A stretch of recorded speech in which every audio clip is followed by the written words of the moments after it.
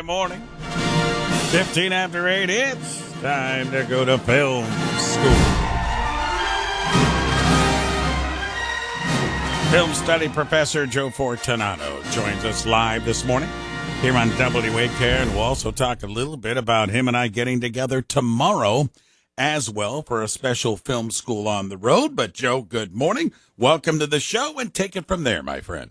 Well, good morning, Ray. Good morning, everybody. And today we're going back in time to 1990, and we're going to look back at the Stephen King novel turned movie Misery, directed by Rob Reiner. As I said, based on Stephen King's 1987 novel. It starred Kathy Bates, made a star out of her, actually. We'll talk about that. As well as James Caan. It was released November 30th, 1990, and it did very well at the box office. For a modest budget of $20 million, it earned $61 million. So a nice little return on the investment. Again, for those who don't know, Misery is based on Stephen King's best-selling novel about a famous author, Paul Sheldon, who is quote-unquote rescued and imprisoned by his number one fan, the very psychotic Annie Wilkes, who is played by Kathy Bates. This is considered one of the best Stephen King adaptations. And it's the only one ever to win an acting Oscar, and Kathy Bates won an Oscar for her role as Annie Wilkes. In fact, she's the only woman who's ever won a horror Oscar, playing a villain, I guess I should say, in that regard. This was also the film that kind of put Castle Rock Entertainment on the map. That's Rob Reiner's company, and he made a lot of great films over the years, and this was the first one to kind of put that one on the map as it's released under that new production company for Rob Reiner.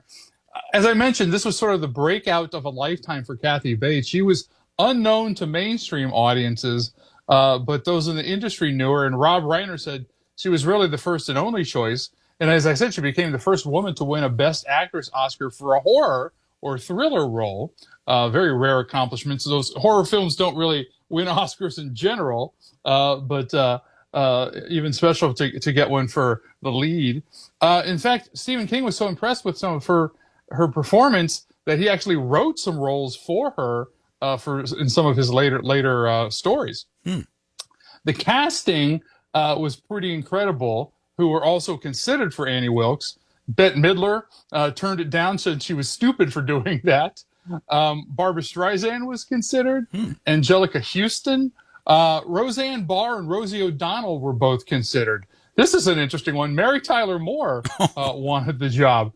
And the producers, as well as Stephen King, says, well, Annie is to use their words, brawny woman, not a pixie. So they didn't want some of the more waithish actresses to play her. For the role of Paul Sheldon, it's a literal who's who of every top actor in Hollywood at the time. They all were offered and or turned it down. Jack Nicholson, Robert De Niro, Al Pacino, Morgan Freeman was there. William Hurt turned it down twice, and Bruce Willis actually turned it down and then would later play the role when it went to Broadway. So kind of an interesting little turn of events for Bruce Willis. James Caan was nowhere near the top of the list, but then, as it often does, when it was all said and done, Robert Roll said, can you imagine anyone else? And it's kind of hard not to. I agree with you. Both of those, Kathy Bates and James Caan. I couldn't imagine anyone else in those roles. And of course, when I think of this movie, Joe, you know what I'm talking about. That's the one scene that makes me cringe every time I think of the movie. It is the one scene, and I don't know how much I want to even describe it for our listeners who don't know it, but it is very gruesome.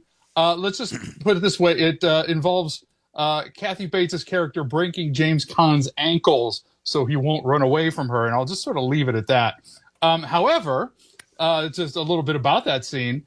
James Caan, of course, had fake legs in the scene, and they were molded out of gelatin, and there was wires and armatures inside so that the prosthetic ankles, after Annie hit him with a sledgehammer, yep, you heard me right there, they would bend at the desired gruesome angles. So that's sort of a model armature with those legs. And, of course, there were holes cut into the mattresses so that he could hide his real legs.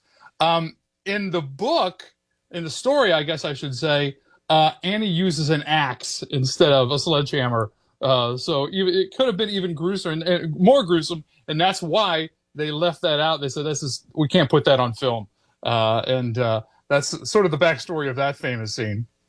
Yeah, that was something. But the whole movie, though, on him trying psychologically to get her on his side, and then trying to escape, and then her just being totally obsessed with the author. It's just really well done, the whole thing. I'm glad you picked this one today. Yeah, in fact, I'll end with this one quote by Kathy Bates when she did pick up her Oscar and made her speech. The one thing she said was, "I would like to thank Jimmy Caan and apologize publicly for his ankles."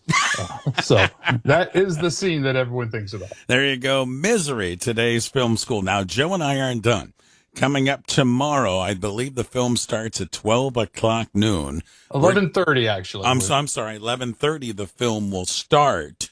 We're going to take film school on the road. I'll be there kind of setting up, but it's really Joe's show, and we'll do a little Q&A afterwards. But set it up for us, Joe, for tomorrow at Jilly's.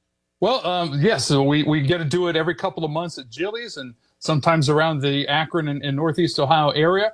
But I do Fortunato Film School Live, where Ray and I will introduce a classic movie. In this particular case, tomorrow at Jilly's, we are going to do the Christmas classic, It's a Wonderful Life.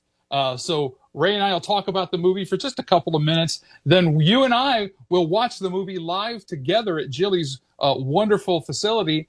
And I will do live commentary. I'll point out things on screen that you've never noticed before, tell some stories about the production. You'll learn things about movie making in general. You'll learn some specific stories about this film. You'll even see some of the movie mistakes that will make you laugh the next time you see them. So it's really a wonderful experience to join us, to pardon the phrase. And It's a Wonderful Life is such a joyous movie. If you've never seen it, you really owe it to yourself to see it. And if you have seen it, you know what a great movie it is. And like I said, after that, we'll talk about it sort of like a Q&A discussion. And it's a great time. We want people who've never come join us to come join us at Jilly's Music Room. The doors open at 11 and the film starts at 11:30. Yeah, it's a lot of fun. And Joe is being humble. When he describes and kind of gets into this movie, you see the movie like you've never seen it before. And I'm a big fan of the movie, It's a Wonderful Life. I can't wait to see Joe's description. He takes you behind the scenes.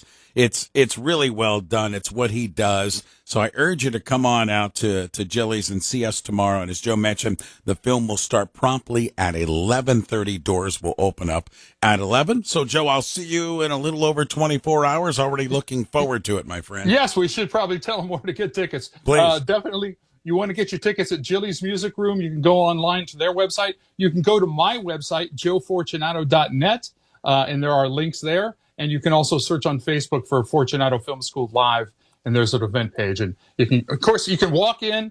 We welcome those, but you never know if things sell out. You might want to just get your tickets ahead and be safe and come on down and see us. I agree 100%. Joe, I'll see you tomorrow morning. Thanks for the visit with us.